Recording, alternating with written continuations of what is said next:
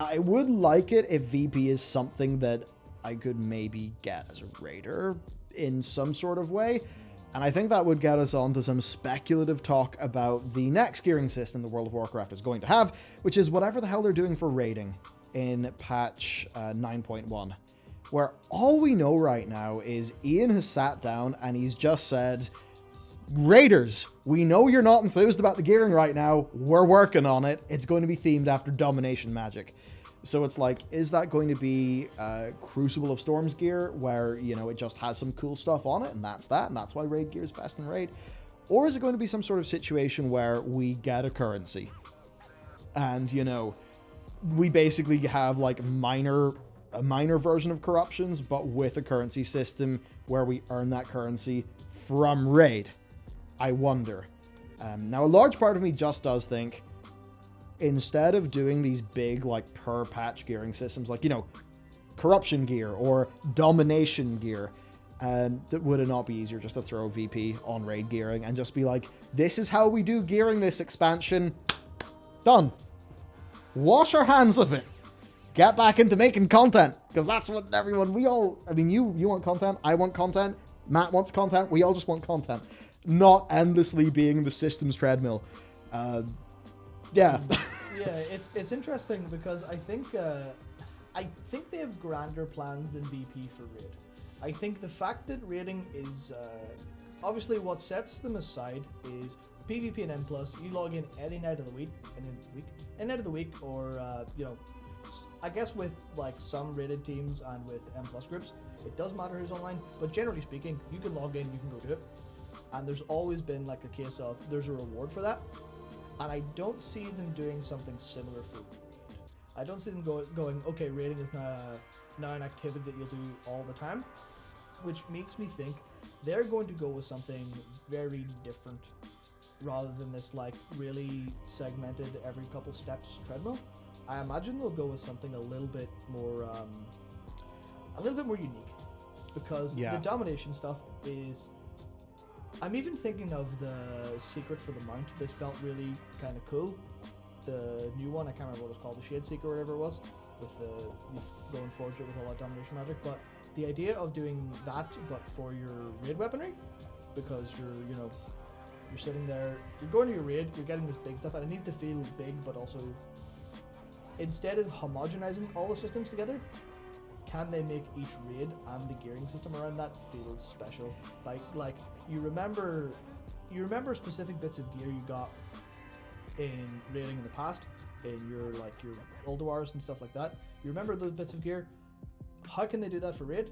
And I think what you said about having currency with, it's combining the kind of idea of legendaries where you're making them and upgrading them yourself. They can combine the Crucible of Storms style, like super cool effects, the corruption style effects. So if they can actually get that targeted, they'll solve all of these problems with raiding at once and have it feel distinct from the likes of the Mythic Plus and PvP ground. So I think what you're, I think, really getting at is something that I remember hearing from someone in the know. It was not from Blizzard, but it was from someone in the know who was talking about Blizzard marketing and how Blizzard wanted to how Blizzard actually wanted to frame World of Warcraft towards its players. And I think this happened in BFA, where Blizzard basically had an initiative to stop calling patches by their actual version numbers. So, it's not patch 9.1, even though us players, we call it patch 9.1. No, for Blizzard, it's patch, it's not even patch, it's just World of Warcraft Shadowlands update, Chains of Domination. And I think that is because they saw how well Argus did. I forget what it was called, Fires of... Whatever the Argus patch was called, they really treated it like this mini expansion. And then when you moved in, what did you see? Well, you saw... It wasn't patch 8.1, it was... No, Tides of Vengeance. Rise of Ashara. N'Zoth's here, I guess. I've forgotten his patch. Visions of N'Zoth. Visions of N'Zoth, yes.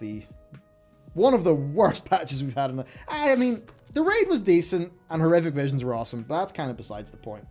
Blizzard have basically worked out that your average Joe is not going to see World of Warcraft patch 9.1 new features and think, oh boy, howdy, let's go. No, they want it to feel like World of Warcraft Chains of Domination, like a mini expansion. Because imagine you're a marketer and, you know, your job is to market patch 9.1 versus your job is to market Chains of Domination. You know, you can market something like Chains of Domination a lot more. And what that brings me on to is basically the way that you talked about that system. Where is it that Blizzard just wants to get their system for gearing or whatever, it just exists for the whole expansion? Or would Blizzard rather new raid, domination magic theme, domination gear, where it feels like a big title feature of a major title update to the game?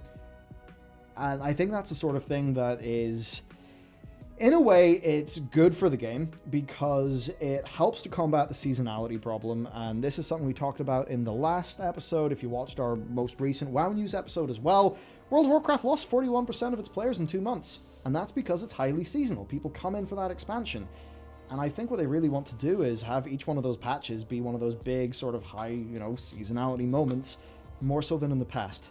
So I think that's why you're pretty much bang on the money as to how Blizzard would want to theme a new gearing system, even though as perhaps players who, you know, for the two of us anyway, and probably loads of you, you know, we're players, we know we're playing World of Warcraft, we know we want to stick with it, that doesn't matter too much to us, but I think for a bunch of the less engaged audience, I think Blizzard knows that will work better. My worry then, and this does get us a little bit away from the news, but I think to a topic that's very close to everybody's hearts. You know, Final Fantasy XIV, they added player housing. That's just a feature in the game that's, you know, forever. There's a farming, sort of, is it farming? Whatever the new system is in the new expansion. It's like that, what is it? There's some feature that's like casual-ish content in the new expansion. And it's just a sort of thing where it's like, that is an addition that's made to the game and it just sticks in the game. So imagine if garrisons were not garrisons and were player housing. And I would be able to unlock Shadowlands-y things for my player house, now in the Shadowlands expansion. Well, then that system would have expanded World of Warcraft to make it bigger and better, in a way where that expansion's big major update would actually really stand to the game right now, instead of just, oh, garrisons, I guess I can go back there to get a transmog set. Same goes for our class order halls. I mean, imagine if the class order halls were actually still relevant to us.